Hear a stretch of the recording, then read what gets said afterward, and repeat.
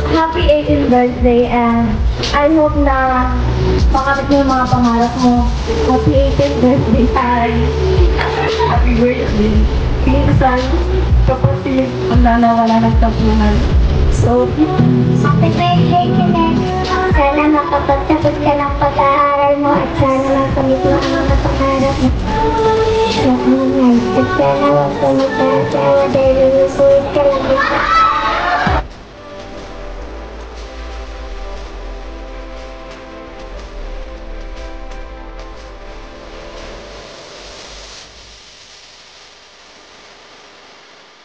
tatlong bagay lang po ang hihingin ko para sa iyo, kaya tatlo yun. So, good health. Sana huwag mong papabayaan ang kalusugan mo kasi kahit na marami kang pera, kung may sakit ka naman baliwala.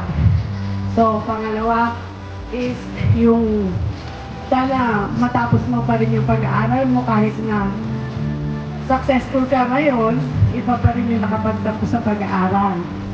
Pangatlo, yung lagi ka magpe-pray, saka sana respect mo pa rin yung magulang mo hanggang sa pagtanda mo.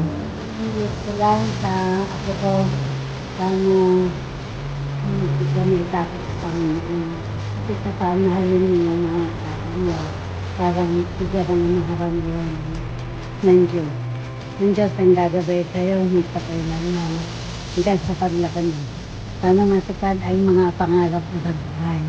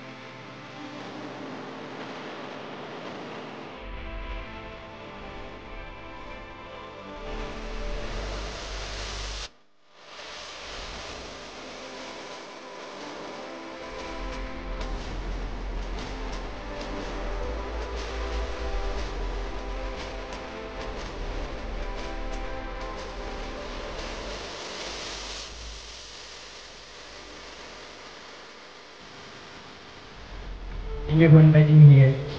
Happy birthday. Yes, girl. Mag-aaral ka na mabuti. Huwag kang ipapasal yung mga magulang mo. Sana matupad mo yung mga pangarap mo.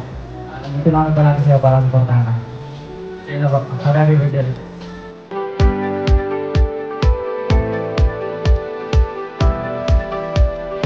Makakalimot lagi kay Lord na kahit na mga nanood, nakamasin ka. Lagi na tatawag naman. Basta mahal na mahal ka namin. Happy birthday.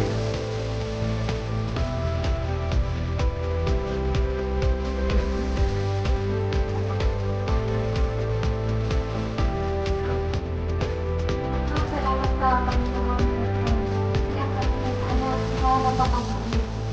Super. Mag-click ko na ako ng kay Ricky lang. Si Ricky, lumaki siya ng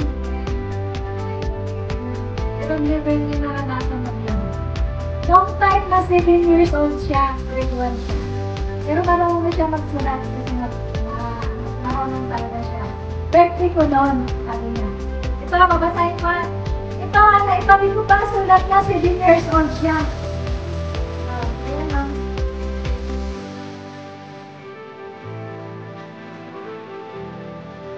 Kailangan ko kamahalang anak namin. Babasahin ko sa inyo, Mama, happy birthday, I love you.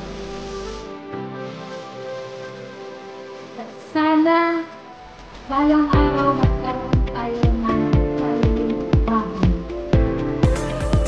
7 years old yan. Pangarap niya na yan. 7 years old, 18 years old na ngayon. Ngayon lang dumating yung bahay. Kaya pag humiling tayo sa Panginoon, huwag natin i-expect na ibibigay yan.